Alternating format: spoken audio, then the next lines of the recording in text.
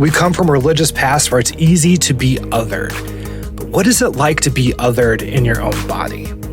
On this week's episode of Life After, we're talking about fatphobia, embodiment, and eating disorder recovery. Before we jump to the interview with my friend Erin, I wanted to give an update on my situation and what's going on with my family. A couple of years ago now, we were having some issues with my mom, my ex-wife and I, as we were trying to make boundaries with her, but they kept on getting crossed. It got to the point where we needed a break, a 6-month break. The plan was after the break that we would see a mediator and work through it, but instead we were met with a letter from her lawyer. Yeah, most, if not all, states have grandparent laws, but the one in Missouri says that parents that keep their grandkids away from a grandparent for over 6 months can be sued, and then it's determined of whether or not they were right or reasonable to have that restriction. Because this was a power move by my mom, who's extremely evangelical, we didn't really have a choice but to fight it. But it's left us with huge legal fees. It's an unfair system, and it sucks. When the legal stuff started, I had to put the podcast on hold. That's why there's over a year and a half long gap in the episode releases. I have one more episode that was recorded from before. My plan is to put that out, and once things settle down, I hope to be able to come back and have an episode and be able to talk about things more in depth. In the meantime, I am guest starring on a couple other podcasts in the area, just so I can kind of be able to talk about some of this and get it off my chest. And I hope to come back and do an episode for the Life After on it, and maybe even record a few more episodes after that as well. So again, find my GoFundMe. You can look up Sued by Evangelical Mom, or you can search by my name. Any help is really appreciated. Thank you very much. And without any more further ado, here is the episode with Erin. Let me kind of unpack that for you a little bit.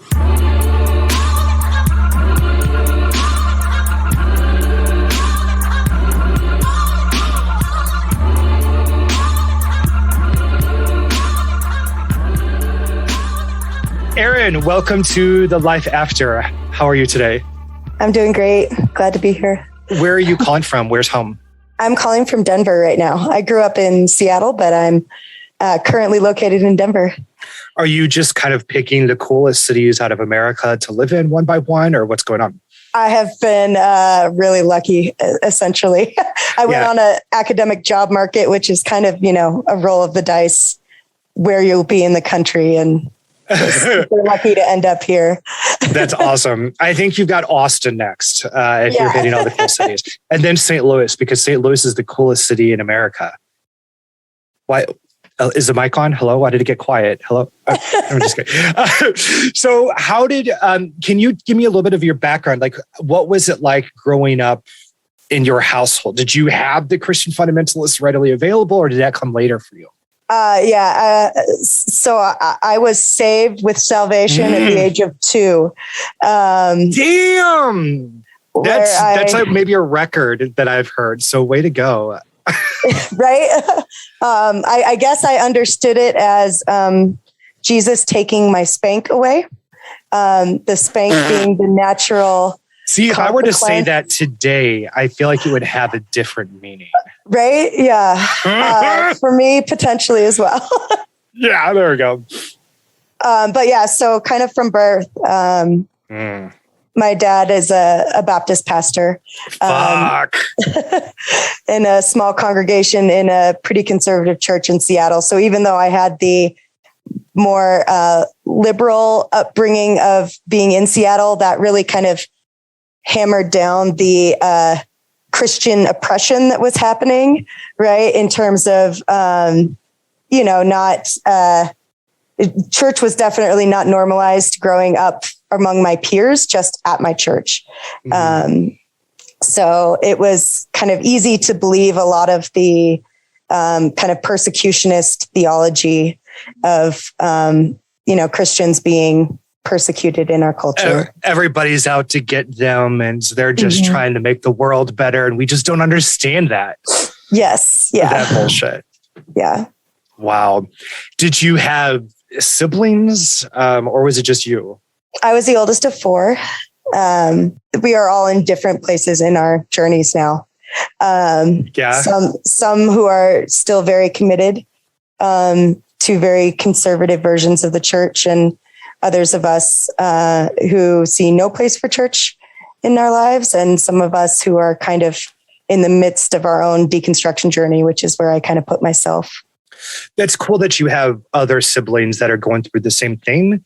Yeah. You know, like in my family, it's strange being the only one. Mm-hmm. But that's cool that you've got others who kind of understand and can help articulate to your family. Does there seem to be an understanding or a effort to still include you all or to help you feel seen, or is it a different situation? I'm the identified patient in the family. I am the one who has kind of chosen to be more upfront with where I'm at in that process and straightforward. So there's a lot of tension, I think, between me and the more conservative members of my family. And then there's kind of a lack of tension with some of my other siblings because it's not something that's well known. Understood. So, and I'm also the only one who's out as queer and has, separated from a traditional marriage and those types of things. And so that kind of brings with it all of the same types of separation and isolation, I think. Wow. Can you tell me more about that? I want to hear what it was like growing up in your home and realizing you're different and queer. Mm-hmm. And another thing that I want to touch on, and this will be a big part of our interview too, I'm just letting the guests know.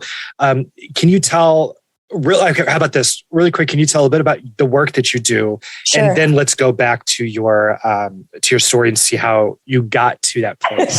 Absolutely. So postmodern storytelling. We're going to give the ending and then we're going to go. I love it. Yeah, it's good. It's good to have that like through line of hope. I think good stories like this. Yeah. So right now I'm an assistant professor at the University of Denver, and my work centers around eating disorders and, also disorders that commonly occur. So substance use, I've done quite a bit with as well. Particularly, I'm interested in increasing access for people with eating disorders to treatment. And a lot of that comes from my own story of not having health insurance as a pastor's kid, not being able to get treatment then when I was in my adolescence, losing treatment as a young college student because I was kicked out of school because of the eating disorder. And so... oh my God, that's so counterproductive. Oh my God, yeah. I really want to get that access out there. And then kind of in the midst of all this, realizing just how cis, white, thin, straight our treatment centers are. Yes. And so, there's not as much of a place for trans folks. There's like the places themselves are really harmful for fat folks most of the time.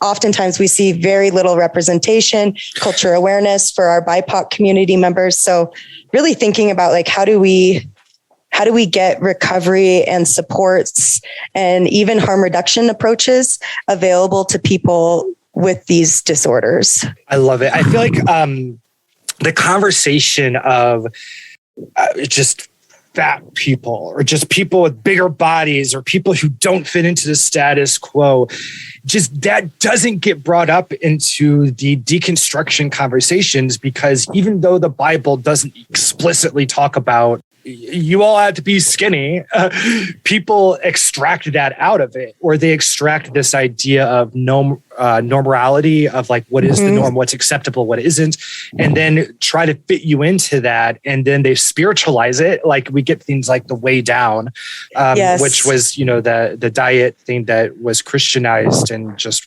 was a huge thing, a huge movement. But even when it comes to deconstruction spaces, I've seen like anytime that fat phobia or anything is talked about or fatness is talked about, it's always done by like scholarly skinny people. It's like, what the hell are we doing? Yeah. That representation is so important. So thank you for sharing that. I cannot wait for us to really dive into that more. But first, can you give us kind of what brought you to there? What was your upbringing like that kind of influenced your journey toward that direction? Well, like I said, it started so early, right? And it started with all of these messages and now that I'm an adult and I can identify like, okay, like here's how child development plays in here with how I interpreted these messages, right? I can have a lot more like compassion for myself and for my caregivers at the time. So I think one of the really clear influences from the beginning was this like black and white thinking, right? Which gets hammered into us in terms of morality. That everything's binary. Exactly. I remember like when we would look back at movies or books that we would say are good or bad. One of the Christian themes was to be like, well, it's a good story of good versus evil. Yes. What the fuck does that even mean? I mean, that's so... And it's always presented in a very binary way that like the good guys believe this and the bad guys, they do these things. But if the bad guys, if they don't believe this, then they can't be a good guy. And if they do believe this, they can't be a bad guy. It's like it all gets wrapped up into that binary bullshit and it just doesn't reflect reality.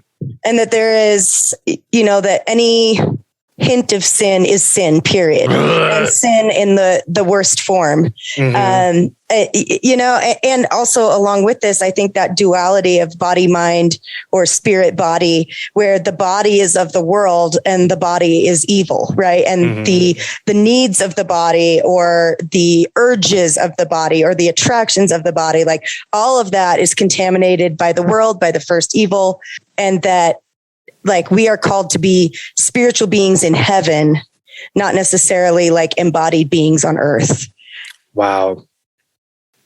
So I can trace like the messaging and the behaviors starting when I was like 5, when I would learn like, okay, there's 3 types of milk in our refrigerator. There's whole milk, which is for my baby brother because he's a baby and babies need fat. And there's 2% because that's what my dad likes. And then there's non-fat from my mom, who is watching her weight and trying to lose weight and all this stuff. And so it was kind of this like, who do I follow after? Well, I'm not a baby and I'm not a man, so I guess I'm supposed to drink this non-fat milk, so it was just kind of some of those like those early understandings, bodies. And, similarly, my mom was kind of constantly involved in some diet weight loss program or another, which she legitimately believed she needed all the time. And so like watching her go, like I can remember doing like praise aerobics 5 years old on, in terms of like, laying on the ground and like worship music is playing in the background and all these women in like leotards, like really brightly colored leotards and like spandex. Hey, that doesn't sound so pants. bad now that you mention it. Right. And I can remember doing that, like having like women's group at our house and then having like, aerobics time afterwards and all the kids would get to come and join. But it was teaching me that like women's bodies were unruly and needed control and that they were not okay as they were and that women had to be very careful about what they ate. And even for me, I was a really thin child. I was a skinny child.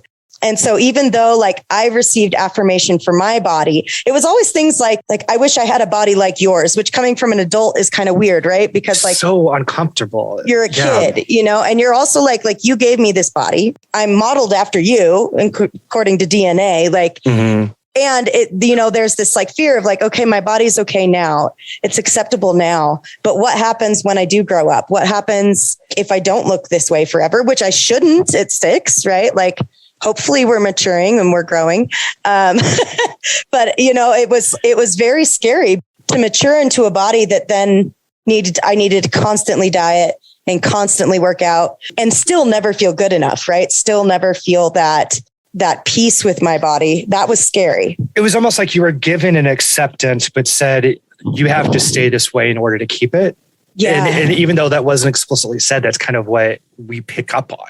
Exactly. I think back at my family, and I don't want to share any trauma that's not mine to share for my family, but my dad was verbally abusive and would tell a family member, hey, you're fat or you're ugly and shit. And then that family member would then come to the kids, and then it was our job to like take care of them emotionally.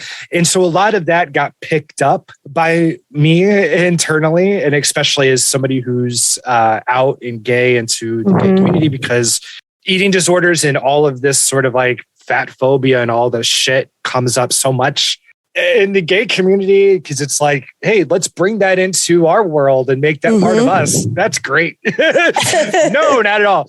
But we internalize that shit as kids. Yeah. And when it's enforced by our parents, especially parents who are talking about these things with the same urgency and convictions as they do the religious stuff, especially your dad being a pastor, that really trains our brains to think in the same ways. Oh God. Yeah. And I could see that also. Like, I'm glad you brought up the modeling, because I could see that with other people in my life. People were judged for their bodies, especially like in churches, there's this judgment of single women who don't marry. Right. And like, if they're single fat women who do not marry, there's this reason for why they are not fulfilling their like divine purpose. And similarly, in terms of siblings or other people at school or, things like that, who are in larger bodies, and it's, and you see how they're treated.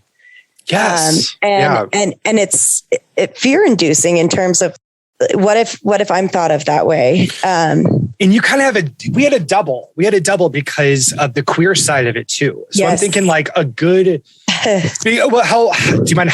I'm 36 next month. So that's kind of the era. Were you raised around the same time period as me then? Yeah, I'm 37. 37. Okay. So we grew up with like Rosie O'Donnell, and she's a bigger woman. And I remember her talk show. I look back, I'm like, oh, of course I'm queer.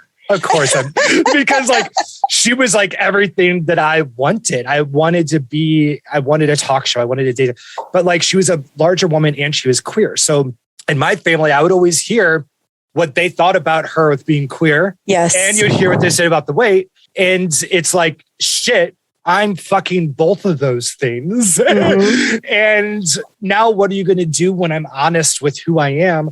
Or if I gain weight, or if I whatever, like, what is my family going to respond to then? Because it's like when you have like a skinny friend and they're like looking at them and they're like, oh my God, I look so fat in this. And you're like, okay, dickwad, what are you saying about me then? Because I'm obviously larger. And they just don't get it of like how that affects. And another thing that I was thinking of too is how much of our own biases and desires get spiritualized subconsciously. So we do that whole like, oh, God has the one out there for me and I would be attracted. So it's almost like if somebody, because everybody's spiritualizing their attractions, if you're not being chosen or looked at positively, then you feel like there's something wrong with you because God is not directing anybody toward you. That's sort of bullshit. Did you experience it like that sort of pressuring or that ideology? Well, I think there's that the ideals of like how you have to be as a woman to attract the right kind of partner, right? Which for me was always like some youth pastor in a band, right? Like, Connor, his name is probably Connor. I feel like it is. I feel like it is. So, and especially too, because like I wasn't also allowed to date in the same way. And so it didn't really matter if people were attracted to you because like you can only date if they're Christian and you can only date if like they have a spiritual walk that your parents approve of and they can be your spiritual leader. I don't know. There was a lot going on there, but I definitely had a lot of worries and concerns over being that kind of person. And I, even back, I was thinking about my very first therapist for my eating disorder was I don't know what kind of degree he had. I know he was a prior pastor. And that was why my parents trusted him. Red flags. And he didn't really have experience with eating disorders, but he had been a model, I guess, at some point. And so they were like, oh, maybe he gets it. Okay. Okay. So wait, this guy was a pastor, a model, and a therapist. Okay, sure. Yeah. But yeah, I can remember like in one of our sessions at some point, like talking about like one of the very few questions around gender that I explored with somebody. I was talking with him about like how uncomfortable I felt in certain situations where I had to really be feminine, which is a thorough line for me in my whole life. Wearing dresses on Sunday was like a fight. Finding dresses that I felt comfortable in was really challenging. And dresses were required. Because is that sort of like Baptist bullshit? Yeah. We didn't have like gloves and hats except on Easter, but like dresses, tights, that kind of thing. Anyway, I was having it out with this therapist, and basically he just like reassured me with my gender stuff that like, it's okay to be a tomboy as long as like at the end of the day, and I was 15 at the time, you can put on a nice dress and be a sexy lady for your husband. You can kind of like, you have this freedom to like be an athlete and be a sportsy kind of girl in the rest of your life. And that's fine. And that's actually kind of like the male dream, right? Like this if you so can gross. like, it's so gross. Play football with the guys, play some video games, be a jock. But then at the end of the day, when you need to go to the dance, you put on your dress. When you need to go to church, you put on your dress, you put on your pantyhose, and that's the dream, right? Like that's, and he actually shared like, this is my wife and she's the perfect woman. And so like, maybe you're this perfect woman too, of just being like able to be a jock and be sexy for your husband too. You can be who you want to be during the day, but at night you need to do this performance for a man. No. Yeah. I mean, I think, and what I took away from that was this isn't a subject to talk about, and that this is the kind of femininity that you need to have in order to get these partners, this one partner. Connor, the youth group, dance guy. Yeah. Yes. This is such a personal question, and I apologize if it's inappropriate. What were kind of things that made you and your family say, hey, let's try therapy out for eating disorders when you're 15? I'm just thinking maybe somebody listening may think, if that's an indication for Erin, maybe I can do that as well, you know? Yeah. So for me, my friends basically went to my parents because they were concerned about me. So I had, kind of a trusted Christian friend who went to my school who saw that I wasn't eating. My sister had noticed that I had been throwing up. My friends were very concerned. And I think at the time, my parents, they were caught unawares. And I think at the beginning, we all thought, this is something that I'll grow out of. This is not that big of a deal. I certainly did not think I would still be in treatment as a 37-year-old when I was 15, but it did. After my friends talked to my parents, my mom took me to my physician and kind of did a checkup and was fairly concerned. She gave me the diagnosis of anorexia and basically said, she needs a therapist, she needs a dietitian, and she needs to keep seeing me. How do you feel about your friends doing that? Because I feel like in some circumstances, it's like, oh, thank you. And others, it's like, fuck you for doing this. But yeah, you were doing the best you could. Or there's just the fuck you for doing this, Yeah. They were doing the best they could. Okay. Had they gone to me at 15, I would have been no help whatsoever. Parents are not monsters. Like they took it very seriously. Good.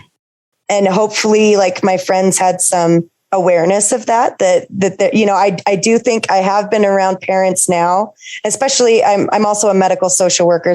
And I worked at a pediatric hospital. Oh yeah. You get it. I have been around parents for whom that information is not useful.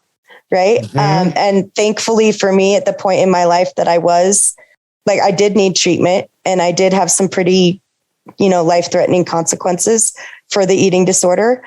The sad thing is that there wasn't treatment available, so even though they knew it, we drove 2 hours to get to this former pastor therapist both ways, right? Like an hour and a half ish, depending on traffic. And then, so I'd missed school and he didn't have experience, and we just paid out of pocket without mental health insurance. So, and the attraction to him was the faith, the pastor. Yeah, that's okay. Yeah, the faith element. Him being, because there was a lot of, I think in the beginning, my parents definitely, they were told, okay, this is a mental disorder kind of thing. But I think there was a large component of them that believed it was pride and arrogance and envy kind of taken to the extreme, or that it was like some kind of distraction by the world or by evil forces to distract me from my identity in Christ and the woman I was supposed to grow up to be in him. And so there was definitely a lot of prayer and praying over. And I was a willing participant in that. I believed that God could take this away from me at some point if he would. That it does make treatment difficult when that's kind of like a position that you're coming from. Everything's being filtered through that because everything has to go back to give credit. Everything has to be done to like these eternal consequences. And so you're constantly holding every thought captive. And it adds like a completely other dynamic and possibilities for shame spirals or it triggers anything. It just, it makes it so much more complex. Yeah. And at the root of my eating disorder, I've kind of like boiled it down in treatment. We had to pick two emotions and I picked shame and fear. Right. And that like you can boil pretty much everything, all of those experiences down to those two. And that's so intimately connected with faith and how we're viewed. And really kind of the heart of an eating disorder is really feeling like you are a disgusting, shameful excuse for a human being of which there is nothing redeemable or good about you, and basically kind of there's this ascetic component as well in terms of I am nothing, Christ is everything. Like I deserve nothing. Every good thing I do is through God. And, and it fits so neatly and perfectly with an eating disorder, that kind of theology and then that kind of disorder. So like I must decrease. Absolutely. And then not just like bodily, but emotionally and everything. Yeah. So there is the physical element to that as well. The suffering, I remember when I was a Christian, a big thing that I always think about is that I deserved hell, and anything that's better than hell is by the grace of God. So if I have to starve, well, that's better than going to hell, what I deserve. So I'm still experiencing grace. And that's sort of bullshit. Just does not allow us to be a whole person. That belief that if I were willing enough to have God heal me, I would be healed. It's constantly your fault to be sick, even if you are even if it's a physical illness or a mental illness, the fact that you still have it, like there's something that you're not willing to part with. There's something that you are making an idol before God, clinging you to this disorder. And if you could let it go, God would heal you, and he desires to have you whole, just not like too whole. It's right. It sounds a lot like the same mental arguments and the internalized mental debates that I would have to have with being queer, that I knew well, this is who I am. And it always felt like there was but God can get you out of that. God can fix you. God can fix you. But the more that I lived my life, I realized, no, you all don't understand this situation at all because you haven't lived it. But this is who I am. So fucking deal with it. And it's a different scenario, I guess, with our bodies, but it's still there because you're telling me, oh, I need to have this idealistic idea so I can fit in. But the truth of the matter is I'm just not supposed to fit in. So what are you going to do? Yeah. Yeah. How did realizing you're queer through all of this, like how did that start to tie in, and what did that look like for your experience? Oh my God. So I'm a late bloomer. I can relate. Yeah. I think growing up, I always had this attraction to girls. And it was very hard to tell, like, is this because I want to be this girl or because I want to be with this girl? Yep. That's how I would rationalize it too. Yeah. And even like when I think back, my earliest fantasies and those types of things, it was always Princess Jasmine, Ariel, Winnie Cooper, these. I get it. Winnie Cooper, that's the Wonder Years, right? Yeah. Played by Danica. I forgot her name. Danica. I knew this. If you would have asked me last week, I'd have been able to get it. All right, go ahead. And it also, so I had those feelings early on, and I actually did not tend to associate them with shame per se. I just kind of figured like that was how I was. Mm-hmm. Then as I grew up, I started to like attribute now shame to those things when I started hearing comments about gay or bi people. And I think for me, like, I just didn't have any exposure really.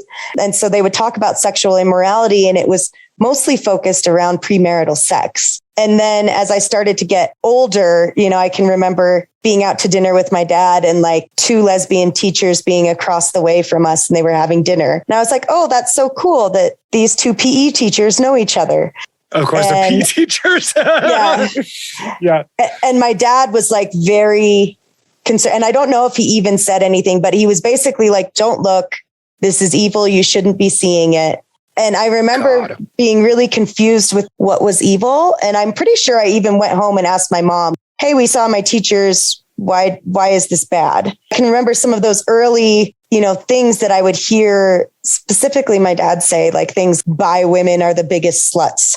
It was so shocking to me because we didn't speak like that in my home. We didn't swear. Like, and it's just not true. Gay men, we are the biggest sluts if we're gonna whatever. But God, just that idea of shaming somebody for their identity is just so wrapped up into the theology. I started to learn, and also, of course, on conservative talk radio, which was playing kind of, if it wasn't like a praise and worship tape, like kids songs, The Donut Man or Odyssey or something like that, then then it was Rush Limbaugh and Michael Medved and all the kind of ultra conservative talk people. And that was, I think, probably where I got the most shame around sexual orientation. And so like, I literally believed that gay people did not exist, that it was impossible to be gay because it was nothing about you. It was just a choice that you made to be this way. And that like to actually, and if you felt attraction, it wasn't real, right? It was just a temptation. It was a temptation. It was made up by the enemy. Like, and so I grew up thinking that gay people were imaginary, that they didn't exist. If I did meet somebody, it was like all in their head. And I thought inherently women are sexy and attractive and men are not. And that's how God designed us. And it all fit into this binary realm. Women are supposed to be sexy and attractive. Men are supposed to be stand-up godly citizens. Of course, they're not sexy. Of course, I'm not attracted. We're busy doing other things. Yes, you've got other stuff. We can't go to the gym. If I feel attracted to women, it's not that I'm gay. It's just that women are attractive, period. They are the ones that everybody wants to have sex with, women and men. And it's all about all of us controlling our sexual impulses and only sleeping with that one person we're supposed to. Yeah. Yeah. So at one point when I was coming out, my therapist was like, so you just thought that everybody was a lesbian. That was what you thought. Just like everybody thinks women are sexy and or like, and I was like, yeah, that is what I thought. Like gay people don't actually exist. It adds up. It makes all women sense. are lesbians. Yes. And it's like what you were saying earlier, though, too, about just the internal debating, the internal compromises that we make in our head of trying to explain it. It makes sense. Yeah. Like what you were saying earlier of, do I want to look like this woman or am I attracted to her? Because we were brought up with these very black and white boundaries, we had to try to fit in all the other space with our heads. And all of us that are queer and grew up evangelical, walked out with some of those beliefs that when other people hear them, they're just like, wait, you believed this? And you're like, yeah, I did. Yeah, I did. Yeah, definitely I did. Yeah. Yeah. Up to like at least grad school. I wrote an essay and I was like, I've never met another bi person in my life because I thought I was bi at the time. And my teacher was like, I'm pretty sure you've met them. And, like in my head, they just didn't exist anywhere, which is the erasure, like the profound erasure and the erasure of so much good, right? Like that is one of the biggest areas of grief that I have in terms of my upbringing, is like where there could have been freedom, you know, and I was always kind of attracted. I went to our queer dance in high school. I didn't tell my parents it was a queer dance, but they had one that was sponsored by our, Gay Straight Alliance. And I went to it. So there were all these ways where I was seeking out gay community without feeling like I could have. I had a friend come out to me in middle school, and I went and asked a mentor of mine. I was like, what do I do? She says she's a lesbian, right? And it was really like, looking back, I'm like, okay, like I was really curious, like, what does it mean? Mm-hmm. What does it mean? This is a safe way for me to ask this question, is with this other person, and it was basically, God was, don't be too close to her because you won't be able to tell her motives or, those kind of things. And you don't want to lead her on or like have an impure relationship, and keep praying for salvation. I could only breathe that question to this woman under like all of this, like never tell my parents, don't let, right. Before you even able to be safe to share that, just asking a question required safety measures that normal people wouldn't have to go through, but they're necessary for our experiences. Yeah. We do need to take a short break. When we get back, if you don't mind, I want to hear what kind of set off your, quote, deconstruction. Mm-hmm. what kind of like made you start to say, okay, let's break some of these constructs that I'm living with up. And also I want to hear more about your work with eating disorders. And before we go, actually, is it better to say eating disorders or disordered eating? Yeah, I think either is fine. Disordered eating is considered kind of what leads up to an eating disorder. Okay. I don't know where that magical line is, though, that people like cross over into something that's really a disorder. And so I think that whole, you can say like the eating disorder or disordered eating spectrum, right? Like to just encapsulate all of the thoughts, behaviors, attitudes, beliefs, pain that goes into it. That makes sense. I always want to be careful with like terminology, because I know that some people are comfortable saying fat and others are no. Yes. It's with like queer, there's like, I have accepted the queer label, but some people are like, no, that was used against me for too long. We're not going to win that back. We don't need to. Let's move on. So I understand that. So with each person I interview, I want to be able to make sure that I'm using the terminology that's best for them. I understand that like disordered eating disorder, that concept is, because one is like a thing that you do, and another one feels like a thing that you have. People who are recognized as having eating disorders generally have some privileges that people who don't get recognized don't have. So basically, like, in order to get diagnosed, you're more likely to be white, you're more likely to be thin. And then you get this term that helps you understand your experience of an eating disorder. And for other people who may be like, they have a harder time seeing themselves reflected back in the eating disorder community or the eating disorder recovery community, it might be more comfortable for them to think about it in terms of disordered eating. But I don't want to invalidate those experiences and make them seem lesser. Does that make sense? Like, just because nobody has said you have an eating disorder, I don't want people to like cancel themselves out and be like, oh, this doesn't apply to me. Because if you identify with the thoughts and the beliefs and the feelings and the activities that are involved, like, this you might have more in common. Yeah. God, that makes sense. I'm going to enjoy this conversation. So let's take a really short break. And when we get back, I want to dive more into that. Okay. Sounds great. Awesome. A special thank you to everyone who's given to the GoFundMe. You have saved me. As I mentioned in the last episode, in the middle of all of this, I got laid off from my job. No fault of my own, but they had to do big budget cuts, and me and a whole bunch of other people fell victim of that. And the timing sucked. And I hate asking for money. It's just not something that is natural to me. So I hate having to do this. So thank you all so much. I've also thought of it this way of just thinking about all of the money that I've helped save people in tithing. So maybe if I've helped you not go to church and feel good about that, just think about how much money I've saved you in tithing. I kid. Anyway, enjoy the rest of this episode. Thank you all very much. I appreciate it. Bye-bye.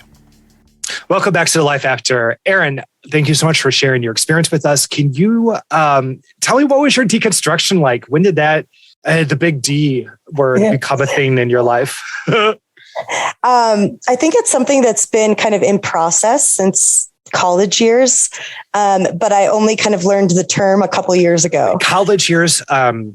So, are you referring to Saved by the Bell, or? I'm thinking like around 18. Okay. So like meeting other people with different beliefs about God and really kind of questioning like some of those pivotal and like really like elemental parts of our faith. My best friend in college did not believe in hell.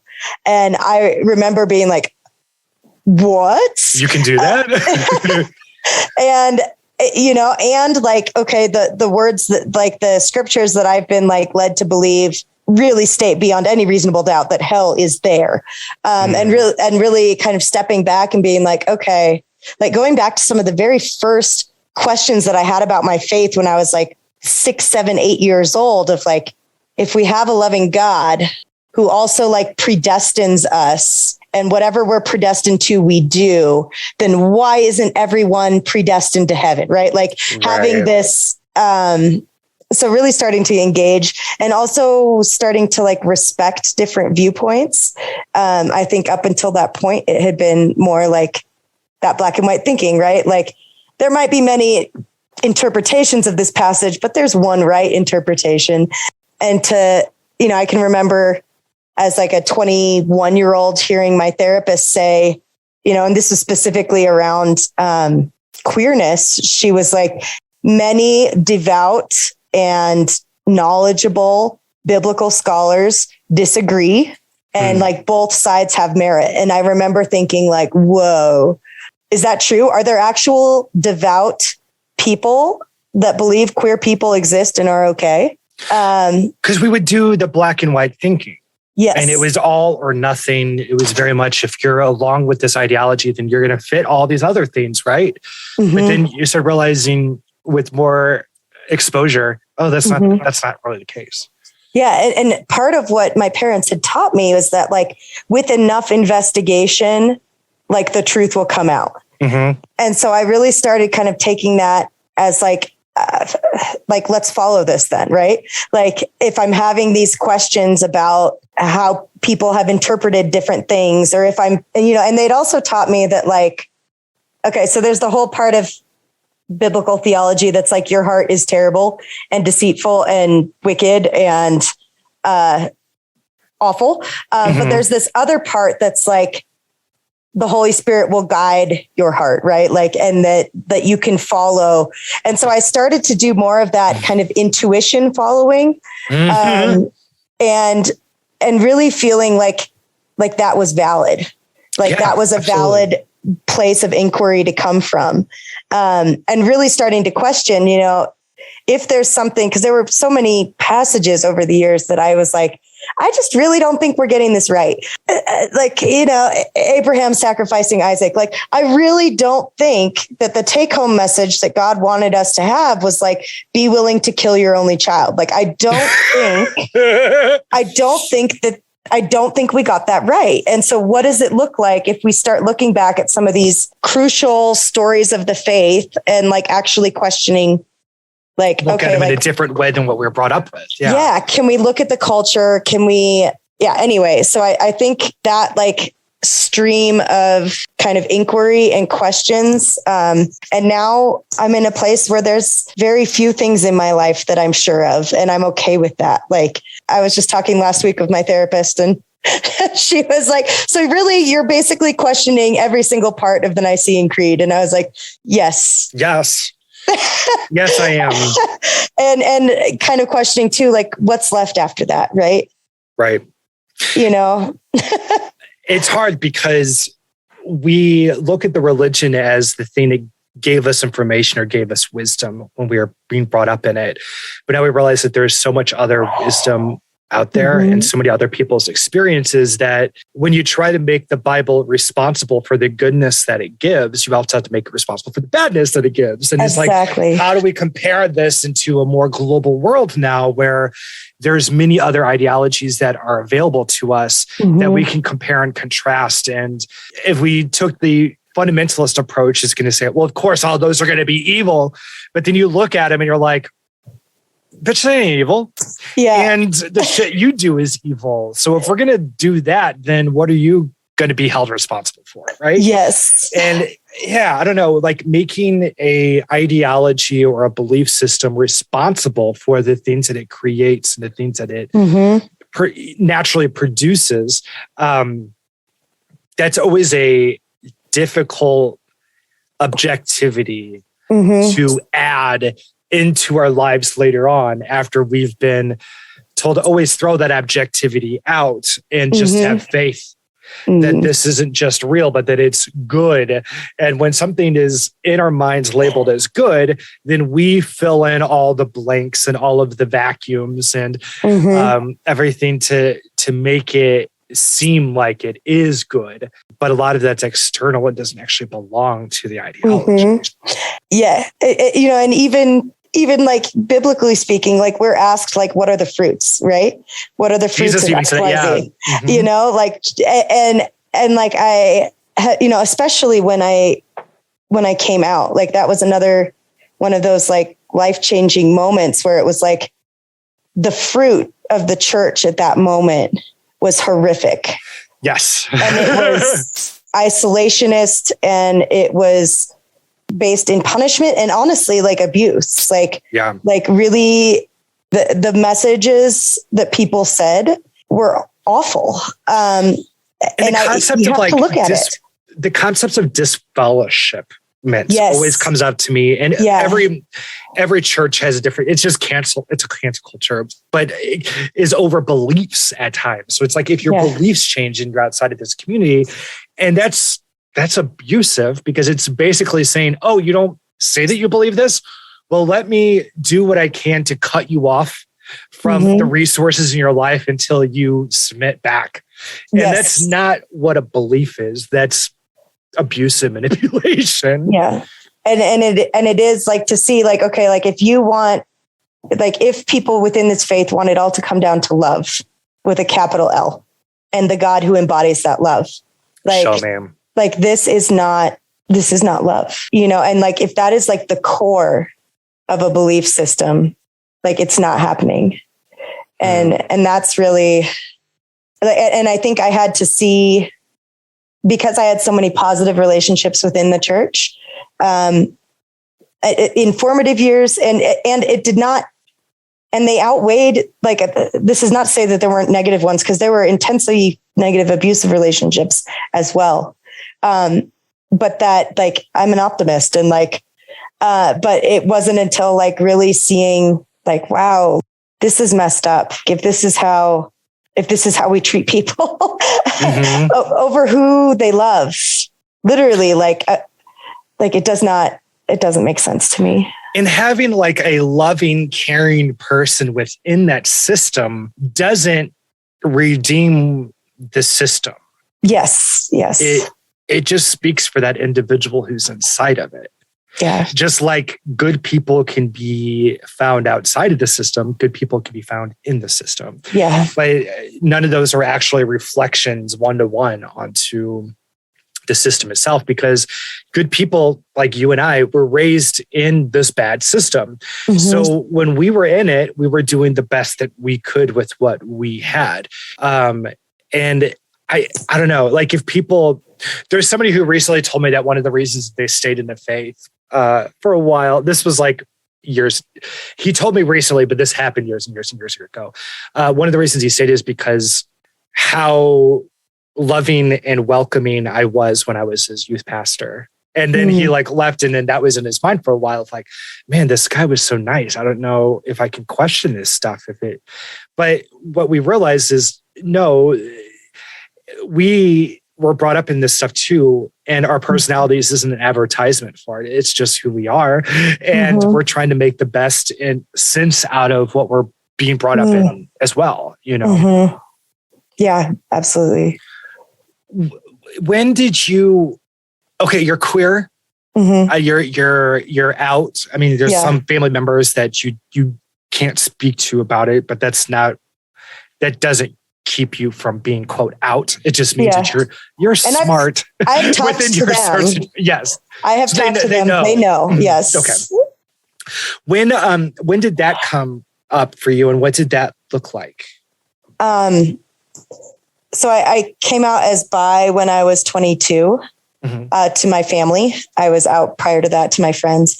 And then I really realized it wasn't bi. It was just really queer, kind of about 30, I want to say 32 or 33. And so that is when I separated from my husband. I started dating a woman. I told my family and was like also public about it on like social media. So that was a big turning point, and a hard one. Social media has made coming out a little bit easier because I feel like you don't have to do a whole bunch of little individual ones, or hope that you get somebody's voicemail like it's 1985. Yeah. But like, social media is just like, hey, I'm queer, fucking deal with it. Bam, and then people talk and they kind of do the coming out. Yeah. Not always in the best way, but they kind of do the coming out for you. But I'm glad you were able to find that freedom in who you are. Yeah. And I did I came out on social media, but my family wasn't on social media. The next day I came out to my parents and my sister and her husband. And it was, it was old fashioned and rough. Do you want to talk about it? How it went? I mean, sure. Yeah. So I came out on social media first because I felt like I needed community in it in terms of I was really terrified to tell my family. Then as my sister was on, and I honestly thought my sister might react differently because of how she's treated other queer people in her life. And so I had more hope than maybe I should have. And similarly, I had more hope for the church people who were on my Facebook than maybe I should have. So I was informed by some church people that I needed to talk to my mom and dad, which I did, and kind of my husband and I went over to talk with my mom who was home. And then she said I needed to talk to my dad. And so we waited for him to leave a deacon meeting that he was at to come home. Then my dad said I needed to tell my sister. So it was kind of like this. I had to come out 3 times in one night, which was really challenging. That's a lot. And it just kind of got worse every time. God, it's hard. And it's something that was very painful for them, and one of their kind of top traumas in life. So, and since then I have. You coming out they would consider one of their top traumas? Yeah. That's convenient. It must be a nice life. Yeah. Yeah. Yeah. My family is the same way. It's recently I had an altercation with my brother on Facebook, and then he decided to make it on my wall. He's like, oh, you want to argue? Let's put it on your fine, let's do this. And then he just made a complete ass out of himself. But it all comes back to this idea that I owe my family an apology for how much pain and sorrow that I've put them through, because I just have been myself. And just the hardness and the burden that they've had to have of just being related to a queer person, means that we need to come to them and say, so I'm so sorry that you weren't able to fit into this social norm that you wanted to, and that I've ruined that for you with my, having to be associated with me, of having to be family to somebody like me. That, oh my God, just this mindset that we were brought up with is so fucked up, isn't it? Yeah, it is. It really is.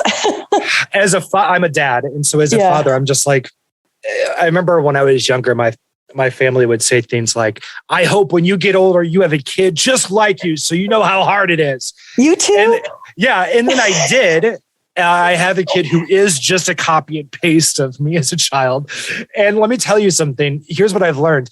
It's not that hard. They were just really fucking bad parents that couldn't accept a kid who's different and out there. And I'm not saying that my kid's queer. He may be. But like the cool part is like my ex-wife and I have both realized that we're queer. And he's going to grow up with queer ass parents. And I'm going to be a little disappointed if he ends up straight because straight people are kind of boring to me now. But all that to say is like, it should not be a fucking burden that you have to be family with somebody who's different than you. And it really sucks that evangelicalism and fundamentalism have created this idea that, oh, we all should be in this belief system together. And that's what makes it whole. And if one family member isn't there, then it's like missing a piece out of this puzzle. And we're never going to feel complete until they're one of us. It's just that sort of mentality just is so fucking toxic. And if that makes you feel like that's the worst trauma that's in your life, then, you know, kind of fuck you for that. You're an asshole. Because it's not about you. Yeah. Right? Yeah. And if I'm not around because you don't want me around with my partner, like, that's not me punishing you. Or, you know, it's like, I would love to be there as soon as we can be there, you know? It's us acknowledging their attitudes. Yeah. You've made it clear you don't want to be around a queer person who doesn't believe the same as you or who isn't here so that you can preach to them so they can potentially convert to your religion or to your belief system or to your church. And I wonder if that's the deal with your sister is like that she was willing to be evangelical to queer people, but isn't willing to be friends, equals with the queer people. Yeah. Do you think that might be kind of an attitude that you experience as well? Yeah. And I think it's different when it's family, right? You know, like, and, you know, and I think there's an element of like protecting her children and things like that. Fuck that noise. Which is sad. You are an associate professor at, where was it? Denver? Assistant at University of Denver. Assistant University of Denver. I Denver. aspire to associate level. Okay. So it goes assistant, then associate, then professor. Then professor. What and your work is in specifically eating disorders and the psychology behind that, et cetera. For the rest of the time that we have here, sure, for most of it, can you give like a 101 fucking crash course on fundamentalist inspired fat phobia or however you want to word it? Can you kind of just like, if you were introducing this concept to a new person who did not grow up fundamentalist, how would you describe it? And what are some of the things that our listeners who came from the same backgrounds as us, something that they should be looking for inside of their own biases of how they view themselves and how they view others? Do you mind just kind of giving us a crash course on all of that? Sure. And I'll say too, that in addition to eating disorders, I do a lot of work with weight stigma in general. And in which can manifest two different things. Yeah. Yes. Okay. Totally. So that can manifest in eating disorders, but it can also manifest in other ways.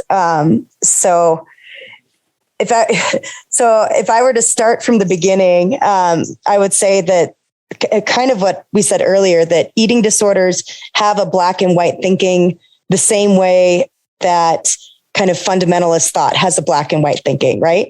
So, and this is also similar. You might have heard the term diet culture. So diet culture is kind of a similar way of thought where we elevate and look up to bodies that are thin and self-controlled. We believe that in order to be thin, that people are eating really well. And that their body, their thin body, is kind of evidence that they're eating in a controlled way, that they are exercising well, that a thin person is necessarily healthy because of their body weight. In the fundamentalist evangelical realm, we connect that with godliness and holiness. So we have this belief that things that are of the body, of things that are pleasurable, whether that's sex or food, or even just like enjoyment with somebody else's company, that there's this element of pleasurable worldliness and sin to it. And there's also within evangelical, in the same way that with diet culture, we might abstain from macronutrients like carbs or fat, or we might abstain from sugar, or we might abstain from processed foods, right? Kind of like insert what you believe is bad or immoral here. Similarly, in kind of evangelical land, we also abstain from things like sex, sexual contact, food, pleasure, gluttony. And it all kind of gets tied up with this bow of worldliness, pleasurableness, the belief that like, if you're experiencing pleasure, you have to be doing it in a very certain specific God-sanctioned way. Right. Whether that's kind of Old Testament food rules around what you can and can't eat, or whether that's New Testament purity culture rules, that, you know, so like all of that gets kind of mixed into moralizing good foods and bad foods, good sex, good and evil. Bad sex. Yes. Yeah. Good and evil, good bodies and bad bodies, right? Like this idea that like, if I'm in a fat body, that there's something out of balance. Right? Like, like maybe my food is out of balance. Maybe my exercise is out of balance. But definitely whatever it is spiritual. Right. Because if I was serving God, if I was in tune with my needs, I would be thin. I would look like, you know, like Chris Evans or something, right? Like, because everything is a manifestation and Yes.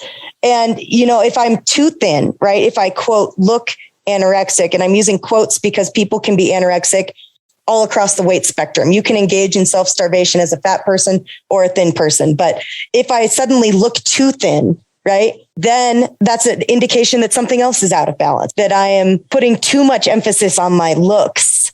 I'm being too concerned with being beautiful in the world's eyes and not concerned enough about finding my identity in Christ and being beautiful in God's eyes, or my husband's eyes. So there's the overlap is that diet culture is reproduced in our faith culture. Wow. And it contributes to that, back to that diet culture, right? Like it adds this other level of like, not only failing physically, but failing morally and spiritually. That's kind of what I've understood with like the way down.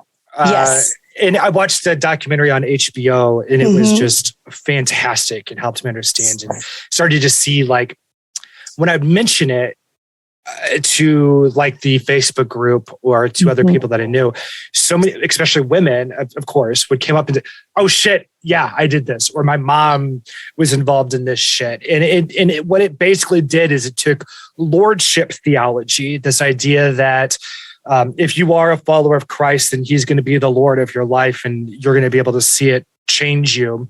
And you have to obey.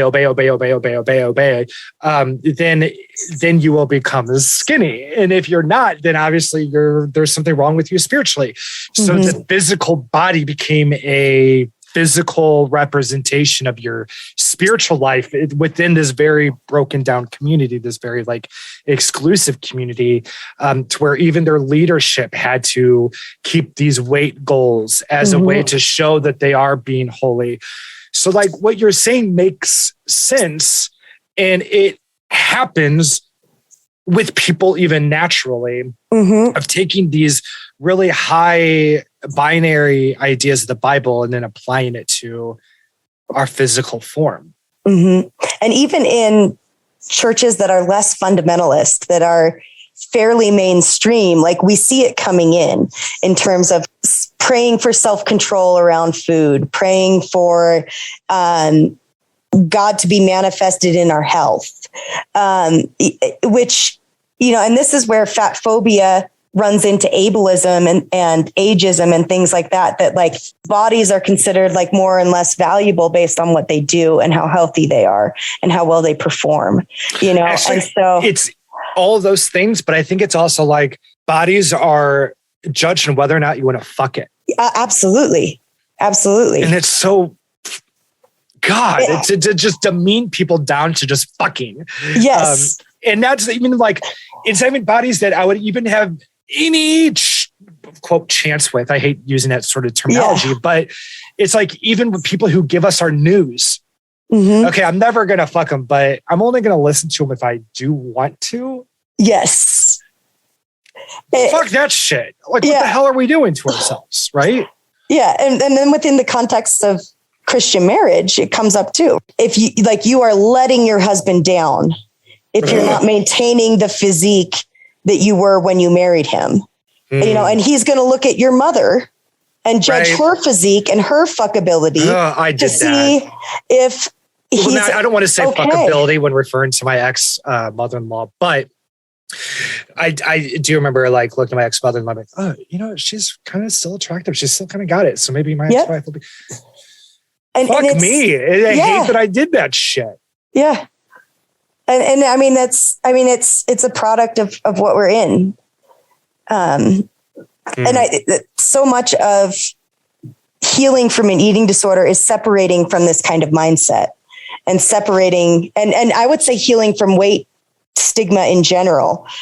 And I would kind of caution, like, it's not just about like individuals who are harmed by eating disorders or weight stigma healing themselves. I would say like we also have this system and society heal around this, and that it's going to be an imperfect healing for people who struggle with issues of body image or food or any of that. It's going to be imperfect healing as long as the culture we live in is sick.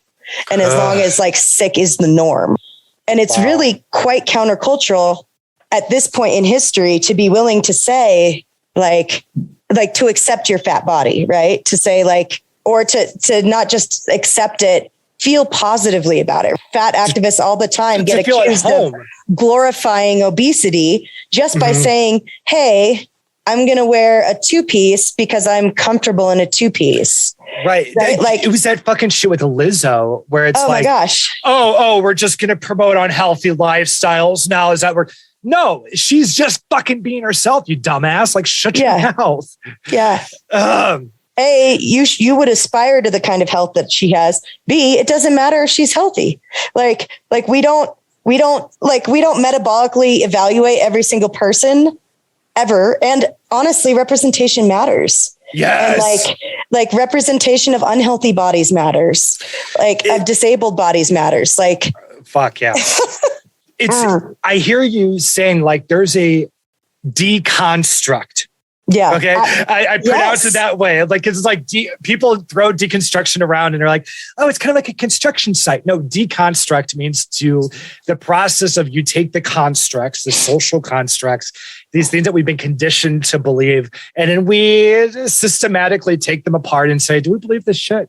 Does it match up to reality? Does it match up to what society should be, not what society is, because society can be all wrong and have prop up these concepts that should be deconstructed. For instance, like when we were all pro-slavery, fuck that shit. We need to deconstruct the idea that slavery is okay. No, it's not. Done. Let's get rid of it. So like what I'm hearing you saying is there's a deconstruction when it comes to weight, that we have to look at what we were brought up to believe about ourselves, what we were brought up to believe about others, what were we taught as fact, what are we taught is like unquestionable that we just have taken on faith. And a big part of that is representation, because if we don't have I'm sorry if I'm using the wrong words, but like fat-bodied people, then we aren't going to say, well, this is normal and acceptable because everything that we're striving to be. So that's why I am so in love with people like Roxanne Gay, or like I said, Rosie O'Donnell earlier. She's not even that, she's not big. She's just like, big for what we put on screen because fuck that shit. But like representation is so goddamn important because it allows us to know that the people who look like us are thriving in their world, even though may not be a fucking camera on them 24/7. They're not going to have their own reality show unless it's about how fucking fat they are. Thanks, TLC, you pieces of shit. You're not helping anybody. But like real representation isn't that. Real representation is letting people thrive in their own goddamn bodies and getting to see that and then pick it up and say, you know, the moment I woke up this morning, I thought about how fat I was and how I'm never going to find somebody to love me. And blah, blah, blah, blah. No, when you wake up, love yourself. Love the body that you're in, realize that the body that you're in is who you are. And so is your mind, and all of that culminate. You are a whole person. And we live in a world now that's allowing us to celebrate who we are, not by doing any fancy, weird, like mental gymnastics or whatever, just by showing fucking people living their goddamn lives and enjoying it. Yeah. And letting the focus not be on their fat. Yes. You know, and so much, you know, there's a article that came out in the Huffington Post in 2018. Everything you know about obesity is wrong. And I worked with the author of that piece for a long time, kind of going through some of the, the facts, and it was extremely well researched. It was years of preparation to put this piece together. And we were trying to figure out, like, what are the visuals for this piece going to be like, right? Like, you know, and like we had this idea of like, what if we just showed like fat people doing normal things? Like, here's Erin, she's fat and she's making a turkey sandwich, right? And, you know, here's like Sally and she's fat and, you know, she is walking into a store, right? Like, because when we see fat people, we see like headless fatties, right? We see like those news. I noticed that was like images in that article too, right? There was it looks like there's a stand-up comedian, I'm assuming, Sam. Yes. And the whole part of his is he's just standing there with his body, but there's a smoke machine that covers his face. Yeah. And when we watch the news and they had a story about obesity or something, there'd always just be like these people just walking through New York with their heads cut off. Yeah. And all you see is their lower body. And they even did this with like fucking queer people within the church where they talk about, well, you know, there's gay people and it would just show headless. Right. And it's like, talk on that. Like, what is that shit? It's literally about removing the humanity from people. It's the belief that fatness is so disgusting and so shameful that you would never want your identity associated with it. Fuck that shit. Right. I'm guessing that they're not asking the fat people in New York who are walking, hey, do you mind if we take this video of you to show with this clip about obesity in America? Is it all right if we just take your head off? Right. Nope, like, we're just going to show your body, but like your body is as much of your body. Yeah. Like you're from the neck down as much as your body is the head up. Right. Exactly. Like, that is your property. That is who you are. That is your ownness. That is your likeness. That is the Bradiness or the Erinness of who you are. And so, this idea of just like, oh, well, if we don't show their face, but we can make an example out of. Yeah. Fuck you. Fuck. Yeah. Yeah. And it was weird. I ended up like posing in that for that article. Stop. I just got to the picture of you. Oh my God. Okay. This is amazing. You look, tell them what I'm looking at. All right. So prior to this, they had me play volleyball because initially they were going to get like action shots of me playing volleyball. But the other thing that I was like, okay, well, I feel at home in my body when I play with my son. And so I brought like dress up clothes. So they ended up going with like me with like a cape on, and I'm in my volleyball clothes. So I've got like a skin knee and I'm in spandex, which is great. And I think I'm carrying like a Captain America shield. You got a Captain America shield and a lightsaber. A lightsaber, yeah. Yes. And they had me like stand on this giant tree that was washed up on the shore of the beach. And my little kid is like sitting there also dressed up with his lightsaber. Mm-hmm. And they had me picture the end of the upcoming administration. And because I had to get a game face. Right? Because this was during Trump era. Yes. Yes. And, and that's the one that they chose was badass. Me kind of like sweaty and just, like kind of like a warrior pose. I wanted to show that fat people are good parents, right? That there's not like a moral failing in me as a parent because I'm in a fat body. And so often you hear that's the assumption, if I have a fat kid or if I myself am fat, I'm not a good parent.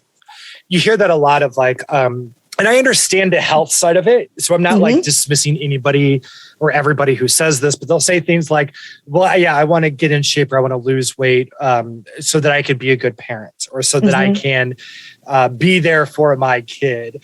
And it's like this idea that if you're overweight, then you're going to die like any second. And it's like, no, that's not how that works, honey. Like you can be quote overweight. I mean, which is a concept or a construct in and of itself. To say over, that is a judgment word that societally we are labeling. You can be a bigger bodied person and thrive and live a long fucking time and be there for your kids. I understand, yes, people who were like, I want to be more like active and be able to be there with them and run around with them. I get that. But I think what you're saying, what I've been hearing in that is this attitude of like, no, if you're fat, then you're not helping as a parent or you're failing as a parent. And like, if you're a fat parent, chances are higher that you will have a fat kid just genetically, because that's one of the biggest determinants of a person's weight. As a fat parent, show your fat kid how to live a joyful, embodied life that's focused on well-being, right? Yeah. Because that's fat people have healthy, those. that's still healthy. To focus on your well-being is healthy. And looks right different. Now, we live in a society that says if you're in a fat body, they won't even supply knee pads that fit me so that I can play volleyball, right? Because they're just saying, okay, if the person is like larger than XYZ, they're not going to be doing this. And the reality is like, we have rock climbers that are fat. We have volleyball players that are fat. If you Google like the US weightlifting women's team, like the Olympic weightlifting team, you're going to see fat women there who weightlift, who are Olympians, right? Like it's not, it's, if we make the society that welcomes athletes, parents, kids of all sizes, like if kids are not shamed in PE, and this is something I never understood because like I said in the last hour, like I was a thin kid, right? And so I got so much affirmation for my body as a thin athlete, and other people in my family didn't get that, but if the other people in my family had received the same kind of affirmation about their bodies and what they could do as I did, how would their relationship with movement be different? Wow. Going back to the gym as a person in recovery from an eating disorder who recovered into a larger body. And the gym was always a safe place for me. Right. And all of a sudden to go back where people are all of a sudden like, oh, good for you. So glad you're so brave. Right? That's not a welcoming environment for a fat person. Right. Like, or everybody has to start somewhere, honey. Right. Like, that's not welcoming, right? Like that's saying I am looking down on you and your body and its capabilities. We need a world where like, if I need athletic clothes to do my athletic shit, I have them. I go to the athletic store and I get them, right? Not like, okay, I have to do recon for months to figure out where I can get X, Y, or Z. Like, are you going to walk into this store and they'll be like, oh, we don't have your sizes here. Like nobody wants to hear that or have that experience. Fuck that. Yeah. The idea that you've exceeded the expectations so much that it would be unheard of to have something in your, fuck you. Like, give me a break. Yeah. And everybody, regardless of their athleticism level, their health level, like everybody deserves clothes. Right. Period. Yes. Like there's like basic human needs that fat people are excluded from, whether that's movement, exercise, a movie theater, a sports game, a concert, right? Like in the same way that we talk about accessibility with disabilities, we need to think about accessibility for different shaped bodies. Theme parks. Absolutely. If you wait in a line for 4 hours, you should be able to ride the ride. Right. Right. Or know ahead of time. Not for you. Who you talked about representation earlier. Who are your oh God. Is it fat role models? Fat role models are a total thing. Who are like the people that you look up to and be like, I don't just feel represented, but I feel inspired by it. Yeah. Their character, if they're anyway, who are some of my faves? So Mary Lambert. I love Mary Lambert. And she's a singer. She did Same Love with Macklemore.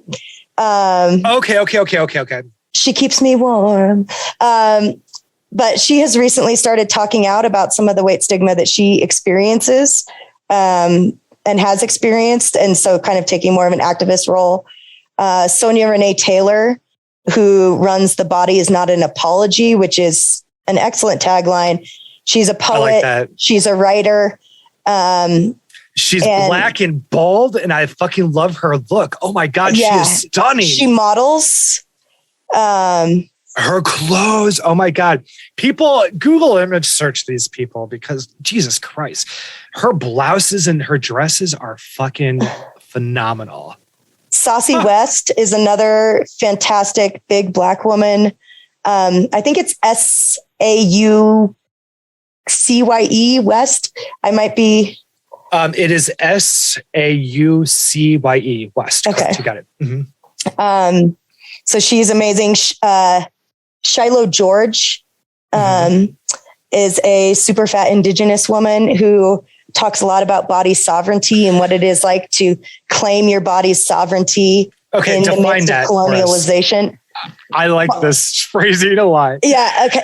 So body sovereignty is like I own and am over my body.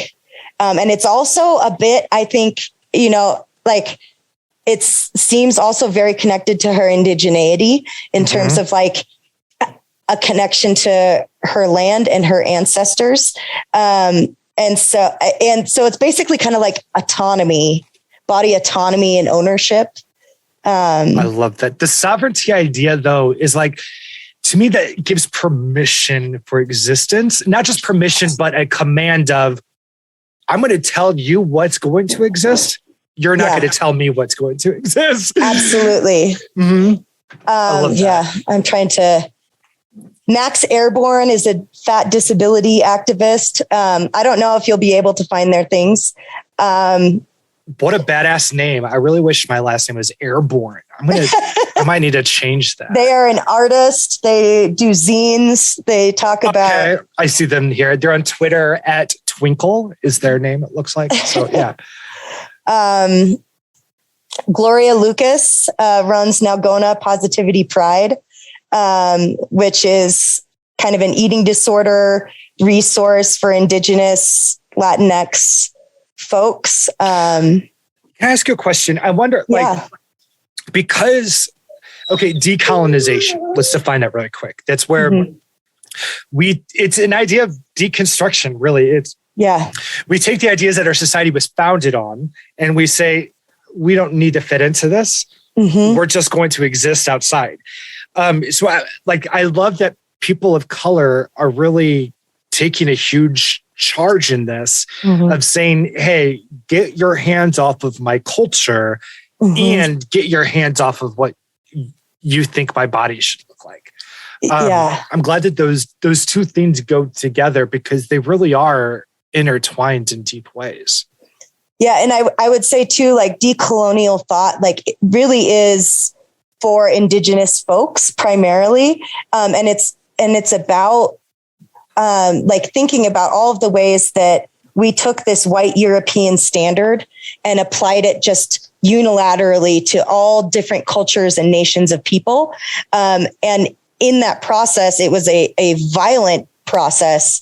And we took their foods, we took their languages, we took their genders, the way that they expressed gender and sexuality and family, and so all of basically we put this kind of white European cookie cutter in terms of language, food, and also what we would give them, right? Cause we isolated them and then we gave them here's your beans and, we gave them rations essentially, and impoverished and starved folks and took away their cultural foods that they were used to, that they had for generations. So I think there's so much unlearning, yes, in terms of what, basically how thoroughly as colonists, we completed erasure of culture and foods and ideals and bodies, and how we pathologize those bodies.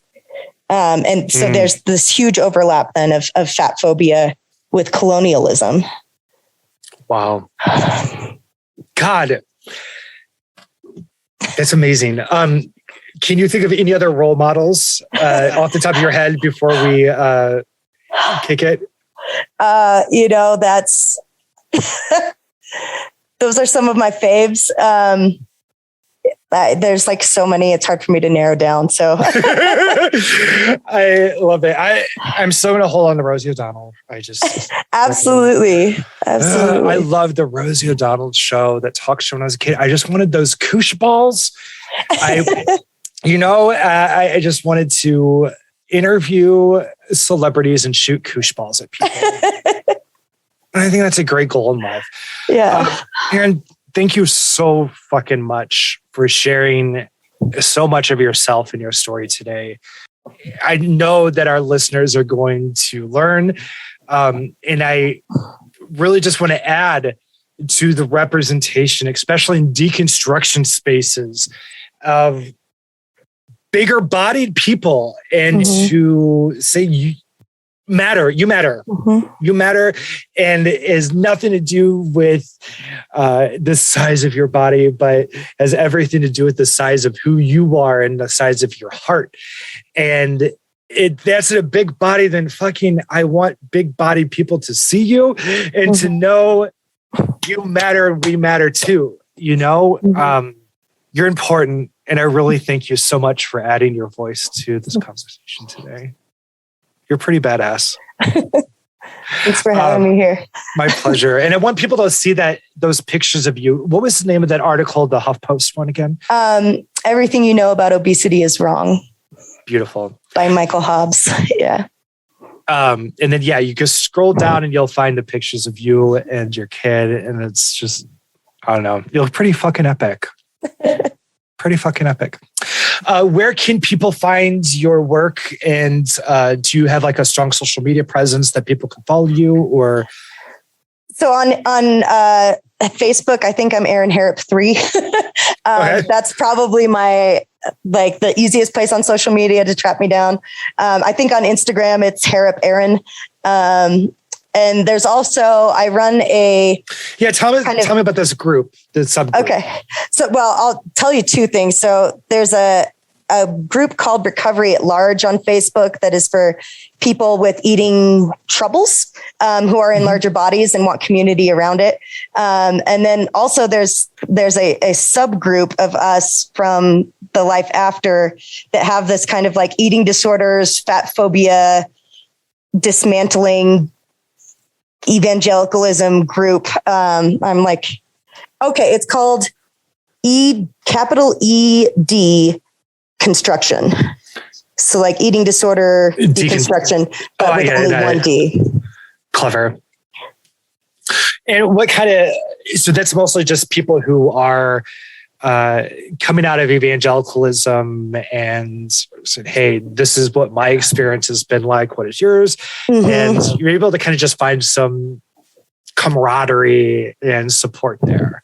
Yeah. It's basic, and there's people are kind of on different journeys with their eating disorders in terms of recovering and or being in it. So it's more just like how does like diet culture and eating disorders play into my own deconstruction process in terms of faith? Thank you so much for sharing all that with us. Absolutely. I cannot thank you enough for sharing your experience. This has been amazing. So I really appreciate it. And the listener, if you've got questions or whatever, talk to the group, get onto the Facebook secret community, start asking around, and find some people who are going through some of the same things as you. I've just noticed that like fat phobia and stuff is not talked about in deconstruction spaces as much as it should be. No. And like I said at the beginning, the times that they are, it's always like small-bodied people talking about it, and that experience matters. Yes, their experience matters, but the representation matters as well. And it's about time that we give the mic to other people and say, tell us what's up. Yeah. Educate us what's going on in your experience. Give us more information for us to think about while we're deconstructing. And I hope that at the end, we all come out more open-minded, accepting and loving people than we were before. Absolutely. Well, I always end the episodes with a little phrase that is, if you don't go to church, Sunday is just a second Saturday. I'll see you next time. Thank you all so much for listening. This has been another episode of the Life After podcast with Brady Harding. Go to our Facebook to find our secret community, and any help on my GoFundMe is greatly appreciated. And I never heard the story of the ones that went away. Always allegory when in truth I had to like the way myself. Used to hate myself. Congratulations, you played yourself out of mental health and living itself. Speak for yourself, your marriage not a testimony. Don't believe the church is a bribe, but she owe me alimony. I'm a pony up and stick a feather in your ceremony. Wearing weddings out, I call it Yankee Doodle matrimony. And I'm only getting started, my tongue is fire. Fighting gaslighting leaders like your ways are not higher. I don't need a choir to bring down the entire empire. You threw the gasoline, I'm just spitting matches through the wire. I'm just trying to break them free, make them see. Well, roll up the girls.